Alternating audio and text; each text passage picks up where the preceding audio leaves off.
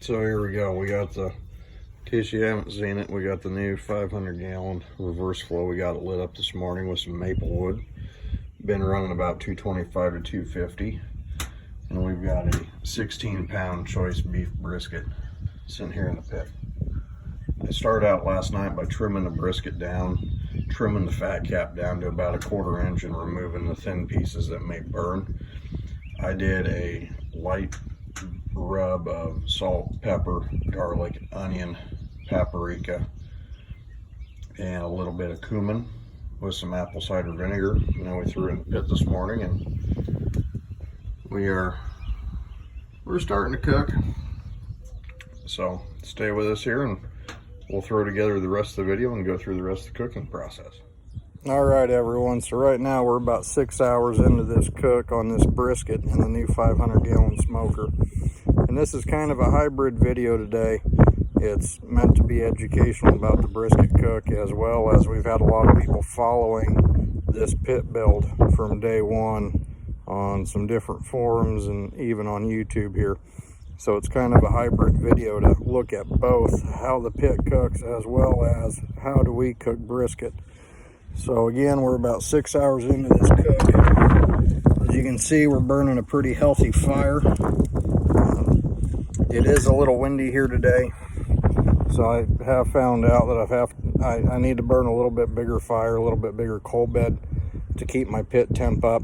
It's taken a little bit of playing with to get used to the new pit and how it reacts and the way it holds temperature or swings temperature and what it takes to build temperature in it. Right now I'm running our warming box here. I've got it about half open on the flue, just playing with it. I've got nothing in here, just playing with it, seeing how this thing cooks. Right now it's holding about 250 degrees, and that's been real consistent, so that's good to see. Bear with me here in the breeze as we walk around the side of the pit here. So as we can see here, top temperature gauge is just over 250. Our bottom is about 230. So we've got fairly consistent temperatures, high and low, within the pit. Open it up here and we'll take a look at our brisket. So what we can see here, we are starting to render our fat down. You can hear it sizzling. We're starting to get a little crust on our meat. All the good signs, things that we want to see as this brisket continues to cook. We're going to let this thing keep cooking in here on wrap for a while longer.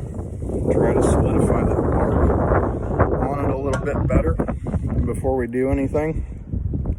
One thing I'm going to do today, typically I wrap my briskets in butcher paper. I feel like I get a better, stiffer bark when I wrap in butcher paper compared to aluminum foil. Today I am on a time constraint to get this brisket done for dinner tonight, so I am going to wrap it in foil just to push the cooking process along. So we'll be back here in a couple more hours, show you how we wrap and some things that we do the brisket at the time of wrapping. So stay tuned. Remember, if you like it, hit the subscribe button, stay with us. Hey everyone, we're here entering about hour 7.5. You can see we're starting to get some color to our meat. We've hit an internal temp of just over 140. One thing I like to do is I make a squirt bottle or a spritz bottle, and I use a little apple cider vinegar in it, a little apple juice in it, and a little bit of my favorite bourbon in it. And I like to just kind of drizzle or spritz the meat to help keep moisture in it during the cooking process. Plus the vinegar is going to help tenderize the meat as the acids break down the lignin inside the meat. So again, hour 7.5, internal temp 140. We're still a little ways off from wrapping this thing up. I want to let that water sit a little bit more and get a little darker. Hey everyone, now we're entering hour 8.5 of the cook here. We're going to pull this out and wrap it up. We are at an internal temp of about 160 degrees. I don't quite have my bark set as much as I would like to. If I was serving this to someone else or doing competition or something like that. For us here in the house, the most important thing right now is making sure we hit dinner time and trying out the new pit. So far, 8.5 hours into the cook, the new barbecue has been running good. Been holding temp really consistently once I got figured out how and when to stir my coals versus adding splits to the fire, and really how to manage that fire inside the pit. But it's been running good, been running really consistent. We're starting to get some meat juices inside the pit, which is a good thing, get that natural flavor going on. So back to this brisket. I'm going to take my spritz juice here again, and I'm just going to give this just a little drizzle of that apple cider vinegar, apple juice, and whiskey again. And then I'm going to wrap this thing up with foil. We're going to throw it back in the pit. The pit's been real happy, cooking about 250 degrees. So that's just kind of where I'm briskets I do about 225, somewhere right there, but I'm not opposed to 250 degrees either. So it's cooking good. I'm really happy with it. There you can kind of get an idea what we got for a fire and a coal bed going on here. Again, it's been kind of a learning curve trying to figure out exactly how this thing wants to cook.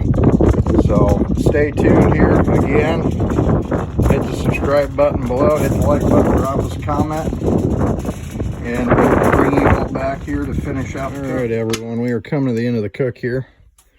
Just to finish off dinner, we did a 4-cheese bacon mac and cheese in the smoker. I also threw in some mashed baked potato balls, a little bacon and sharp cheddar on top. We come in here,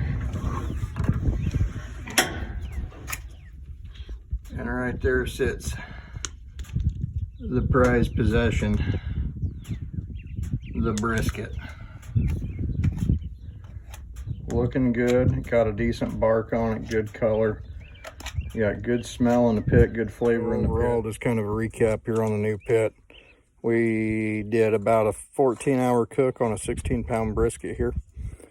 Threw some side dishes in the warming box / secondary cook chamber to give it a try.